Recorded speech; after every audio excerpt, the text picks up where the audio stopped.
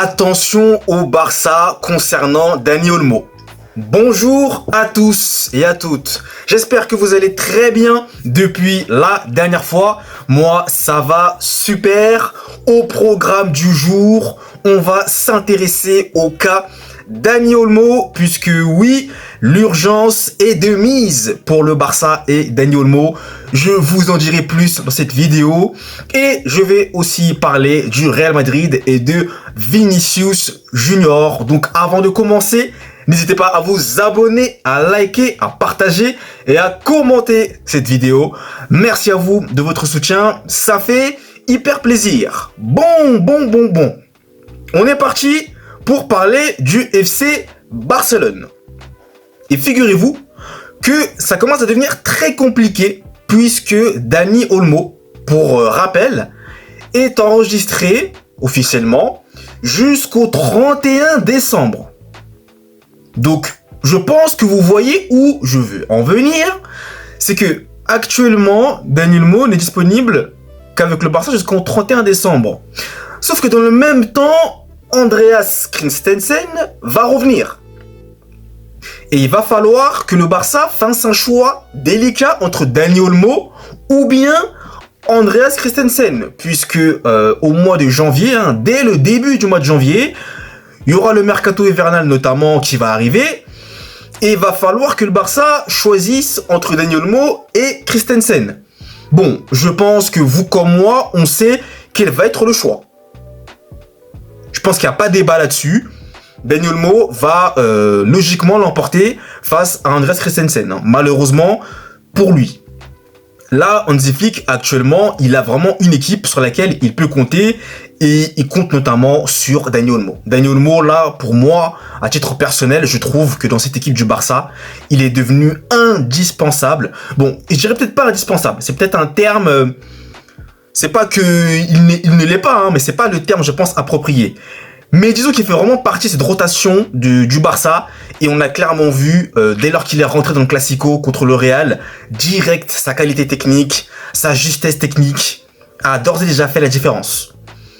Ce qui veut dire que Dani Olmo est vraiment, je dirais l'une des pièces maîtresses de ce collectif que construit actuellement Hansi Flick avec le Barça. Malheureusement pour Christensen, ça va être compliqué. Donc à voir comment tout cela va se terminer. Mais il est vrai que si le Barça en vient à se questionner sur cela, c'est déjà à cause, comme je vous le rappelais dans l'une de mes anciennes vidéos, à cause de ces problèmes financiers. Je vous rappelle quand même que le Barça a quand même des sérieux soucis au niveau de leurs finances. Donc ça devient quand même assez délicat malheureusement pour eux. Mais j'ai cru comprendre et j'ai cru entendre qu'ils vont pouvoir acquérir une somme de 60 millions d'euros au travers, je sais pas si c'est un partenariat avec Nike, je présume que c'est ça, avec Nike. Donc pourquoi pas renflouer les caisses. Mais il y aura aussi notamment un match qui joueront aussi à Miami. Mais le Barça a quand même posé une condition.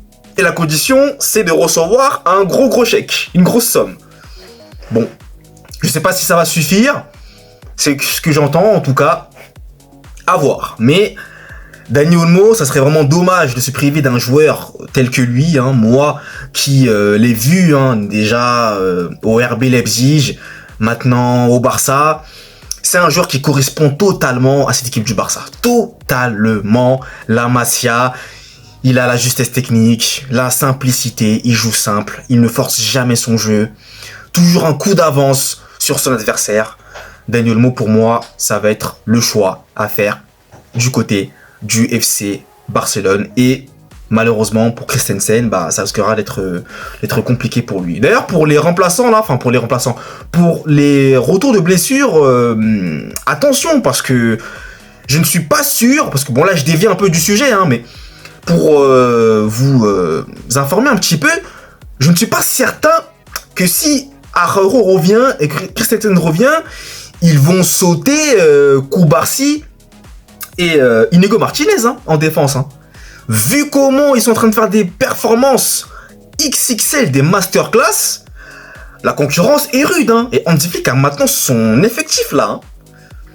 Donc va falloir que Araujo prouve et qu'il puisse revenir à son niveau, hein, parce que là la concurrence est présente. Hein.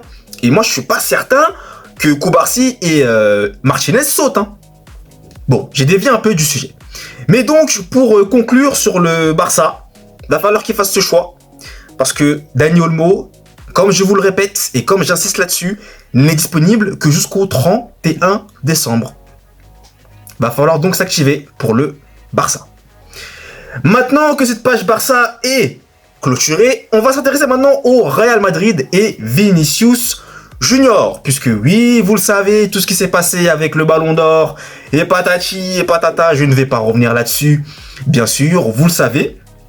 Mais ce que vous devez savoir, c'est que le Real Madrid a proposé une nouvelle prolongation de contrat à Vinicius, puisque son contrat qui va jusqu'en juin 2027, si je ne dis pas de bêtises, oui c'est bien ça, jusqu'en juin 2027, eh bien le Real Madrid, déjà en faisant ce geste-là, lui accorde beaucoup de confiance, ce que apprécient les joueurs, mais aussi veulent chasser les vautours saoudiens, qui, je vous le rappelle, avait proposé à Vinicius un contrat XXX, vous voulez, à savoir 1 milliard d'euros, soit 200 millions sur 5 années.